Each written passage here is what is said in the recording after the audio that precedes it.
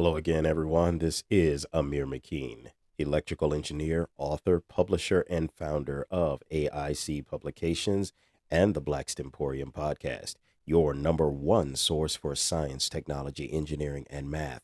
How to start your own publishing enterprise, building generational wealth, economic empowerment, all centered around the Black African American experience. Back again with another tutorial in the AIC Publications 10-minute engineering program where we demystify the math and simplify the science.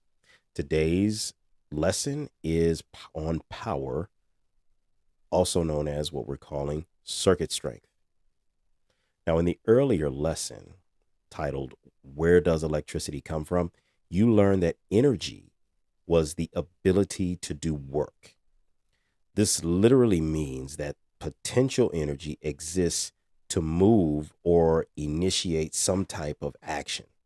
It doesn't mean that an action has occurred or is happening. It only means this object or particle can do something. This is the same as having a well performing car versus a lemon car. The well performing car has the potential energy to drive a certain distance within a given time period without breaking down. But the lemon car it's not dependable. It doesn't have that potential to do that as well. Once the well performing car goes from park to drive, it expends or uses that energy. The well performing car's energy has now become measured as something else because it's actually utilizing that energy.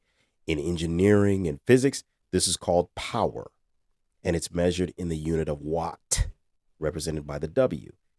Energy is measured in the unit of joules, represented by a J.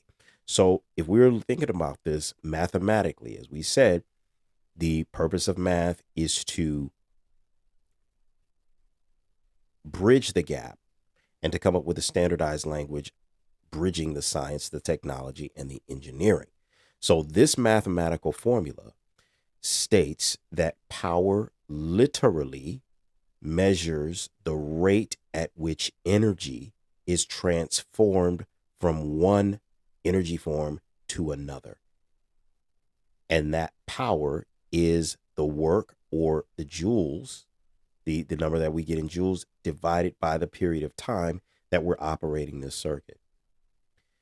Now, the joule, as we were discussing, its measurement is a mathematical formula that states that 1 watt of power, all right, is 1 joule of energy that has been transformed over 1 second of time.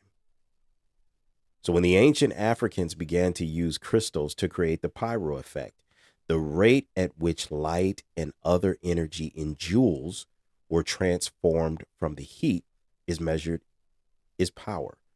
So 1 watt, which is the unit of power, equals 1 joule divided by 1 second. Now, recall from the first lesson where you learned that math was merely the language that's connecting. It provides a standard way for everyone from all walks of life and background to communicate on a certain topic, i.e., science, evenly. As with all languages, there are vowels, consonants, long and short sounds. Now, combining the sounds of each with the knowledge of when each sound is to be uttered is the first step.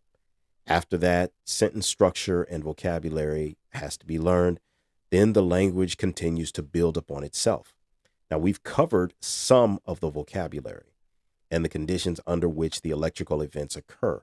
Now we're going to start to explore the mathematics of electricity to learn when these terms are a factor in our lives and how they impact the end design that we create. We will connect everything mathematically in order to illustrate the current, the voltage, resistance, and the power all in action. This takes the principles that you've learned about in lessons 1 through 7 and provides you with a real-time opportunity to observe these principles being applied at work. This right here is the missing piece, and it's called Ohm's Law that we're going to go to next. If you've enjoyed our content and want more of it, I need you to do 3 things to help us reach more of our audience. First, Go to our website using the link that you see on your screen and subscribe to the AIC Publications newsletter. You will get weekly emails whenever we release new podcasts, new tutorials, new books, contest giveaways, and more. If you do this, you'll be able to get a free book, and this will help us become independent of other platforms. If the platform that you're looking or listening to me right now should be sold to another business and they decide to deplatform me or what we're doing here for whatever reason, then that is the end of our community that we're trying to build up here. Going to our website at aicpublications.com and becoming a subscriber to us directly will prevent that, and it will allow this knowledge that you're getting and the benefit that you and everyone else that you know continue to grow from. The second thing that you can do is this platform that you're watching us on now, like us, and sign up for notifications from this platform. That will also help other individuals who are seeing this platform find us and be able to join our community as well. And the third and final thing, share our content with at least 3 of your friends using the hashtag AIC Publications and give us a link to our site. Thanks in advance for helping us demystify the math and simplify the science. We want all of our community members to attain the knowledge, innovate for success, and command your future. Till next time, all the best. Peace.